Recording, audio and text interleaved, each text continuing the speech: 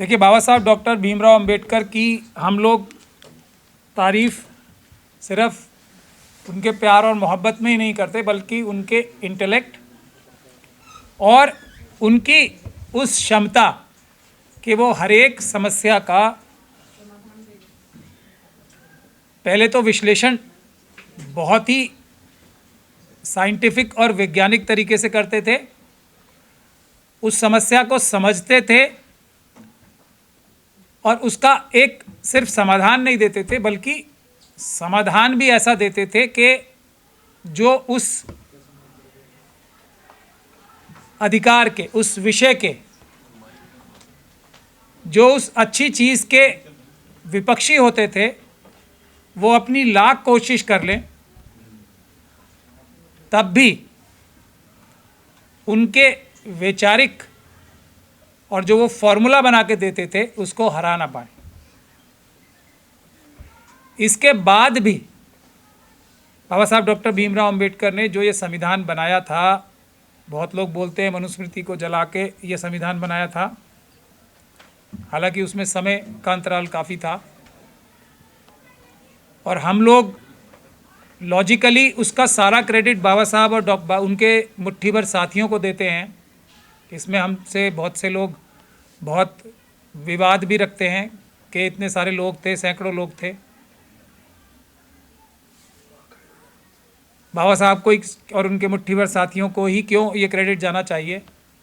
तो उस क्रेडिट जाने की बहुत सारे रीज़न्स हैं, लेकिन सबसे बड़ा रीज़न जो है वो है मताधिकार। हर एक को, ये बाबा साहब का ही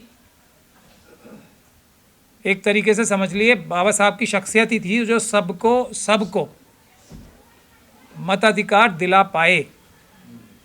ये है उनका कंट्रीब्यूशन।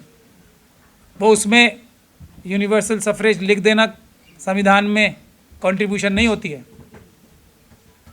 वो उन मुश्किल हालात में अपने मुट्ठी भर साथियों के साथ मिलके सबके विपक्ष के बावजूद ये काम करवा पाए। ये कंट्रीब्यूशन होता है बाबा साहब डॉक्टर भीमराव अंबेडकर का। है कोई जवाब इस बात का? लिख तो किसी और से भी लिखवाया जा सकता था। उसको एंश्योर करना, उसको हासिल करना किस जगह? ऐसी विरोधी माहौल में। ये है बाबा साहब का कंट्रीब्यूशन। तो अब मताधिकार के लिए ही बाबा साहब ने सबसे ज़्यादा संघर्ष, सबसे ज़्यादा मेहनत क्यों की? और वो भी उन्होंने आम आदमी को समझने वाली लैंग्वेज में, रानी के पेट से नहीं, राजा अब मत पेटी के पेट से पैदा होगा। राजा का मतलब उनसे क्या था? जो एडमिनिस्ट्रेशन चलाएगा वो, और एडमिनिस्ट्रेशन देश के सारे मालिक बराबरी से चलाएंगे, इसके लिए मताधिकार है।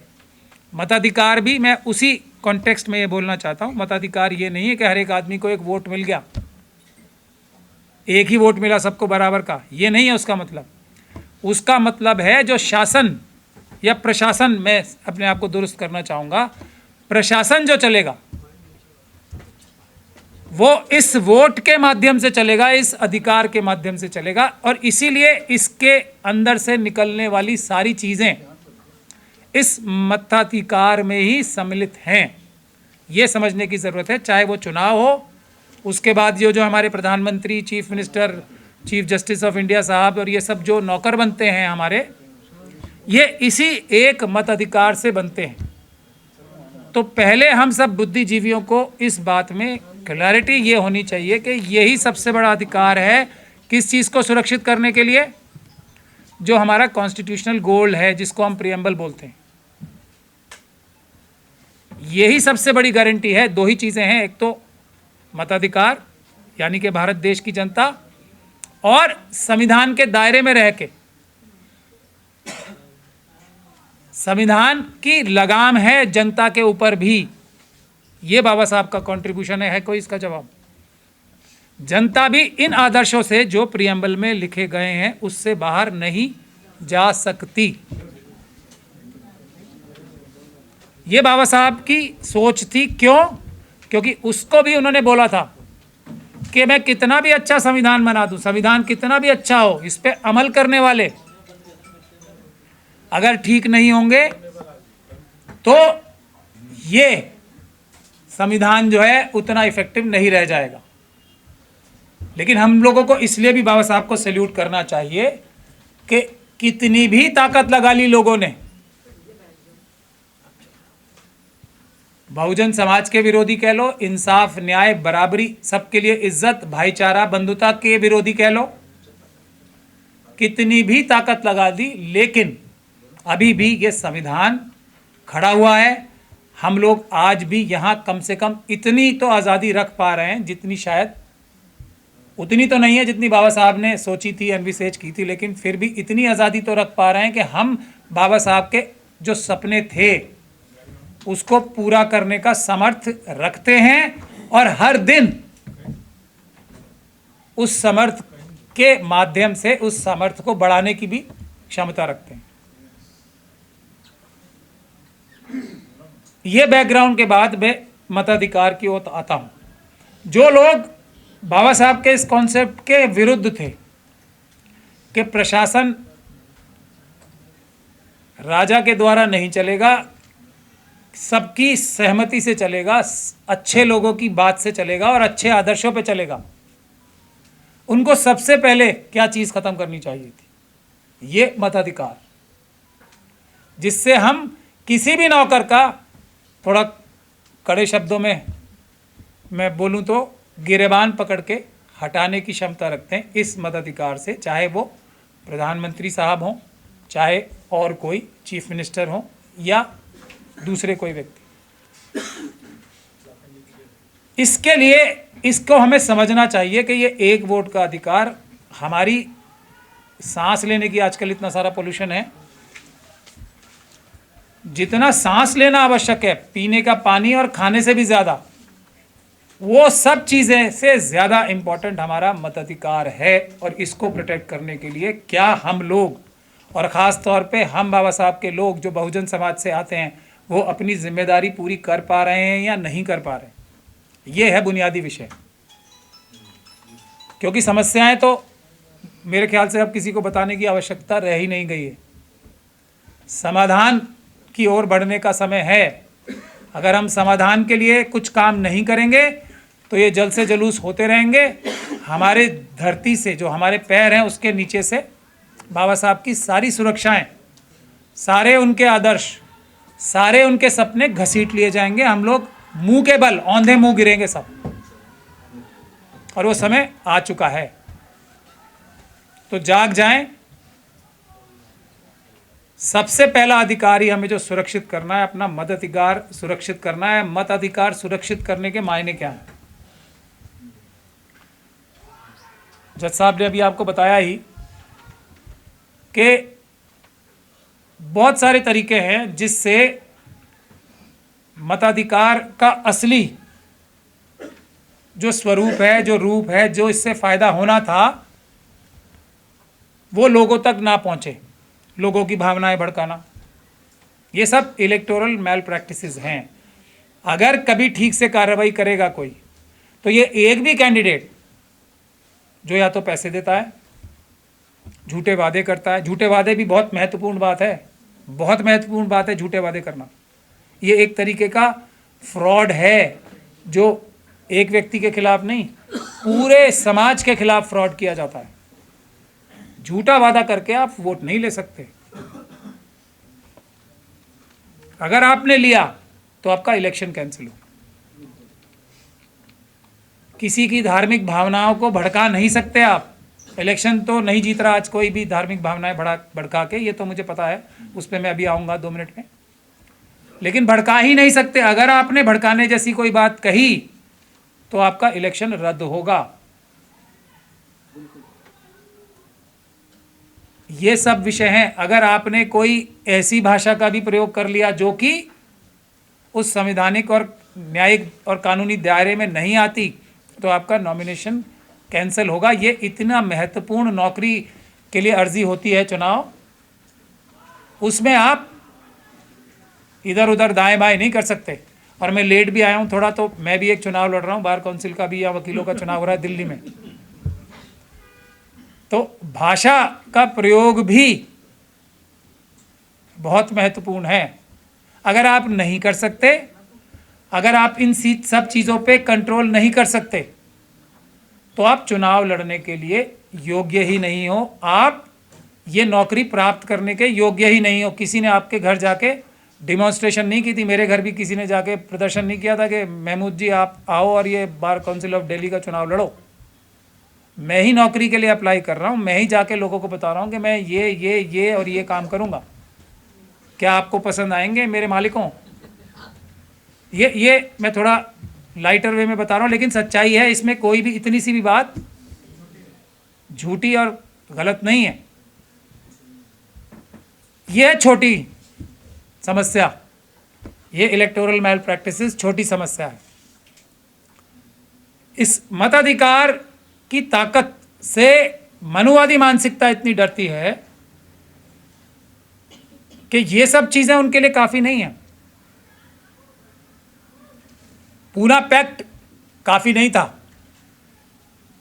समझ लीजिए बात आप इसको, क्योंकि बाबा साहब का एक्चुअल डेमोक्रेसी का जो कॉन्सेप्ट था वो जिसकी जितनी संख्या भारी उतनी उसकी हिस्सेदारी, सिर्फ यहां नहीं, पार्लियामेंट्स में, लेजिस्लेटिव असेंबलीज में और दूसरी जगह और नौकरियों में, देश की सभी संपदाओं पे बराबर की भागीदारी अपनी संख्या के हिसाब से, ये बाबा साहब का टारगेट था। उसका जरिया था ये इलेक्शन, एमएलए एमपी और ये दूसरे इलेक्शंस जो होते हैं, उसका जरिया था ये। अल्टीमेट गोल हर संपदा पे देश की बराबर का अधिकार। तो अब आज के माहौल में आप लोगों ने हमारे सारे वो आंदोलन देखे ही हैं, हम लोग ईवीएम के लिए इतनी जबरदस्त लड़ाई क्यों लड़ रहे हैं? क्योंकि ये बाकी सारी चोरियां, और जज साहब अभी बता रहे थे बाकी सबकी स्पीचेस तो मैंने नहीं सुनी, मेरा दुर्भाग्य है। वोटर लिस्ट में धांधली, अभी महाराष्ट्र के लोकल बॉडीज के चुनाव हुए हैं, हमारी बात सुन नहीं रहे हैं, जिस भी वजह से मैं तो स्लीपर सेल ही बोलूँगा। अब भी जो हमारे विपक्ष के नेता हैं, महाराष्ट्र के चुनाव के जो लोकल बॉडीज़ के थे, मुझसे बहुत लोगों ने बात की, बड़े बड़े नेताओं ने। मैंने कहा आप 100% चुनाव हारोगे, क्योंकि चुनाव ईवीएम के माध्यम से हो रहा है। आप बाकी सारी चीज़ों को, आप मतलब पॉलिटिकल पार्टी के नेता नहीं, देश की जनता जो एक पर्टिकुलर सोच को आज वोट देने के लिए तैयार नहीं है, ये तो छोटी बात है, नफरत करती है उस सोच से, उस करप्शन से में लिप्त सोच से, उस भ्रष्टाचार लिप्त सोच से देश की जनता, चाहे वो किसी भी प्रदेश की हो, नफरत करती है। नफरत, कोई वोट नहीं देता उस सोच को। इसीलिए वो मताधिकार को हरा के, खत्म करके ईवीएम से चुनाव जीत रहे हैं। ये है सबसे बड़ी खराबी ईवीएम की, कि बाकी ये वोटों की चोरी, ये धांधली, ये वोट हटा के ये जो इंडेलिबल इंक है उसको डेलिबल इंक लगा देना, पैसे देके ये बोलना कि इंडेलिबल इंक लगवा लो ताकि तुम वोट देने ना जाओ, ये सब चीज़ें छोटी पड़ जाएंगी अगर चुनाव ईवीएम से ना हो तो। लेकिन अभी हम समझा नहीं पा रहे हैं देश की जनता को, तो कुछ हद तक हम समझाने में कामयाब हो गए हैं। लेकिन अभी जो हमारे विपक्ष के नेता हैं, जो वो भी हमारे नौकर हैं, जो कि अब ज़्यादा कारगर साबित नहीं हो रहे हैं, देश के जो हमारे विपक्ष के नेता भी हैं, जितने भी, वो भी नौकर हैं। और हमारी सबसे बड़ी शिकायत अब देश के विपक्ष के नेताओं से है कि एक व्यक्ति या एक सोच तो चोरी कर रही है, उसको अगर हम ऐसा सोच ले कि ये तो इनका काम ही अब ये रह गया है कि देश का नुकसान ही करें, रोकने का काम किसका है? विपक्ष क्या रोक पा रही है? नहीं रोक पा रही, आप तो फेलियर हो। लूट को रोकने में, देश के टुकड़े होने से रोकने में फेल कौन हो रहा है? वो लोग तो अपना काम कर रहे हैं, जो उनका एजेंडा था उसको ईमानदारी से फॉलो कर रहे हैं, उनको तो सैल्यूट करना चाहिए। हम लोगों को अगर दिल पे हाथ रख के करें, वो जिस चीज़ के लिए काम कर रहे हैं, मनुवादी मानसिकता को दोबारा लागू करने के लिए वो बहुत ऑनेस्ट हैं, वो तो अपनी पूरी ताकत लगा रहे हैं। जो हम लोग ये बोलते हैं कि हम संविधान, बाबा साहब हम अम्बेडकरवादी हैं, और उनके अम्बेडकरवादियों के सिस्टम में भी ऑपोजिशन का एक सबसे बड़ा रोल है ना, ये तो बाबा साहब का ही सिस्टम दिया हुआ है। आप लोग फेल हो रहे हो ना, हम इन्हें क्यों गाली दे रहे हैं फिर? हम इनका विरोध क्या करें, वो तो अपना काम कर रहे हैं। हमें विरोध करना चाहिए अपने विपक्ष के नेताओं का, कि हमें ये नहीं पता, बहानेबाजी नहीं कि जी ये हो रहा है, वो हो रहा है, हम लुट गए, हमारा बर्बाद हो गए, ये हो गया, धोखाधड़ी कर ली, वोट चुरा लिए, वोटर लिस्ट चुरा ली। इस सब से अब हमें लेना देना कुछ नहीं है। हमें कन्विंस करने की आवश्यकता ही नहीं है देश की जनता को। अब खास तौर पे बहुजन समाज के लोगों को बिल्कुल कन्विंस करने की आवश्यकता नहीं है। इलेक्शन चोरी हो रहे हैं, मताधिकार यानी कि चोरी हो रहा है, नॉट इलेक्शन, मताधिकार की चोरी है ये बुनियादी तौर पे।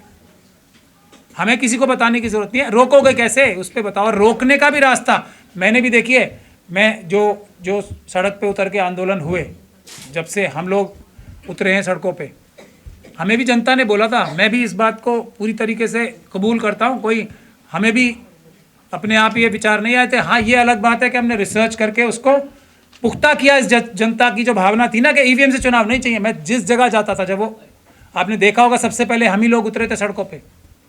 उससे पहले सब लोग कर रहे थे ना, बहुत दिन से बहुत कोशिश हो रही थी कोर्ट के अंदर भी, और बड़े ही सभ्रांत तरीके से मैं कहूँगा, हालांकि हमारा तरीका ज़्यादा सभ्रांत है। जब मैं जहाँ जाता हूँ तो और एक एक्स्ट्रा सभ्रांत तरीके से बात करता हूँ, आप सब लोग देखते ही।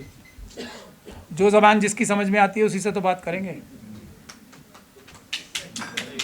लेकिन जो दूसरे वाले सभ्रांत तरीके से तो बहुत साल से काम हो रहा था ना। ईवीएम का मुद्दा हर मनुवादी मानसिकता के दिल में फांस और हर अंबेडकरवादी के मन में आशा की किरण जगाई जब हम लोग सड़कों पे उतरे, लाठियां खाई, जेलों में गए। और यही बात है, आप कितना विरोध कर लो, कितनी संगोष्ठियां कर लो, अब उन्हें आपके किसी भी भावना की चिंता नहीं है। ये मुंह दिखाने के लिए सब हो रहा है। जो इतनी मेहनत कर रहे हैं ना ये हमारे दोनों गुजरात से आए हुए महान लोग, ये सब एसआईआर, मैं आपको फिर कह रहा हूं, एसआईआर का कुछ असर नहीं पड़ेगा अगर ईवीएम हटा दो तो। पड़ेगा असर, लेकिन वो इतना नहीं होगा कि आप चुनाव हार सको। कुछ कर लें, ये सिर्फ ईवीएम हटा दो, चुनाव नहीं जीतेंगे। अगली जो सरकार आएगी उसका कान पकड़ के देश की जनता ईमानदारी से जो बाकी कार्य है ना, एसआईआर भी ठीक करा लेगी, ये भेदभाव भी ठीक करा लेगी, ये कम्युनल राजनीति भी ठीक करा लेगी। अब तो जागृति आ रही है ना। लेकिन सबसे पहला काम, सबसे बड़ी प्रायोरिटी हमारी ईवीएम है। महाराष्ट्र के चुनाव ने एक बार फिर साबित कर दिया। मैंने सब बताया था, सब ऑपोजिशन के लीडर्स को मेरी बात हुई थी, सबको मैंने बताया था। यहाँ तो मान्यवर, सभी मान्यवरों को बताया था, यहाँ तो वीवीपैट भी नहीं है और वीवीपैट से कुछ होता नहीं है। लेकिन यहाँ तो वो भी प्रिटेंस नहीं है, मतलब ये तो प्योरली फ्रॉडुलेंट इलेक्शन होगा। नहीं सुनी, अंजाम आपके सामने है। बिहार में 90% सीटें आ रही हैं। बताओ आप, कोई 85% सीटें आ रही हैं। लॉजिक है। पूरी दुनिया में जहां भी 85-80% से ज़्यादा सीटें आती हैं, वो सबसे बड़ा इंडिकेटर माना जाता है कि ये चुनाव फ्री एंड फेयर नहीं हुए। सबसे बड़ा इंडिकेटर है ये 80% और उसके प्लस सीटें जहां भी आती हैं, तो आ रही हैं। अब सब अपना सर खुजा रहे हैं कि क्यों हो रहा है। सबके लॉजिक फेल क्यों हो रहे हैं? क्योंकि असली लॉजिक पे कोई जाना नहीं चाहता, क्योंकि रोक रहे हैं सबको ईवीएम। तो मैं अपनी बात एक बार फिर इस अगस्त गैदरिंग के सामने भी मैं ये रखना चाहता हूं कि आप लोग अपनी जितनी भी शक्ति है ये ईवीएम को हटाने के लिए, उस आंदोलन को मजबूत करने के लिए, और आंदोलन सड़कों पे होगा। मैं आपको फिर बता रहा हूँ, अदालतों में हम लोग केस जीत जाएंगे, मैं आपको बता रहा हूँ, चिंता मत करो आप लोग। लेकिन क्या अदालतों में केस जीतने से कुछ फर्क पड़ेगा? हम केस जीते, वहां कानून चेंज होता है। आपके सामने ही है ना। इन मुश्किल हालात में भी एक अंबेडकरवादी ने ही अदालत तक में, इन्हीं सिस्टम में अदालत में जाके केस जीत के दिखाया ना। अगले दिन, हफ्ते भर, 10 दिन बाद कानून चेंज कर दिया ना। इसीलिए ध्यान में रखें, ये देश के लिए, बाबा साहब के सपनों के लिए जो हम लोग बड़ी बड़ी बातें करते हैं, बिना कुर्बानी के, बाबा साहब से बड़ी कुर्बानी नहीं दी हमने भी, किसने भी, हर प्रकार की कुर्बानियां। तो अगर कुर्बानी देने के लिए तैयार हैं तो अपने आप को अंबेडकरवादी कहें, नहीं है तो छदम अंबेडकरवादी जो हैं वो मनुवादी मानसिकता के लोगों से भी ज़्यादा नुकसानदेह होंगे अम्बेडकरवाद के लिए। मेरा यही कहना है। आप लोगों से आखिरी बार ये गुजारिश कर रहा हूँ, कमर कस के सड़कों पे आने के लिए तैयार हो जाएं। अभी हमारा इलेक्शन फरवरी में ख़त्म हो जाएगा, मार्च से हम लोग पहला और आखिरी काम ईवीएम समाप्त, और उसके बाद ये मताधिकार दोबारा रिस्टोर होने की तरफ पहला कदम होगा ईवीएम समाप्त करके।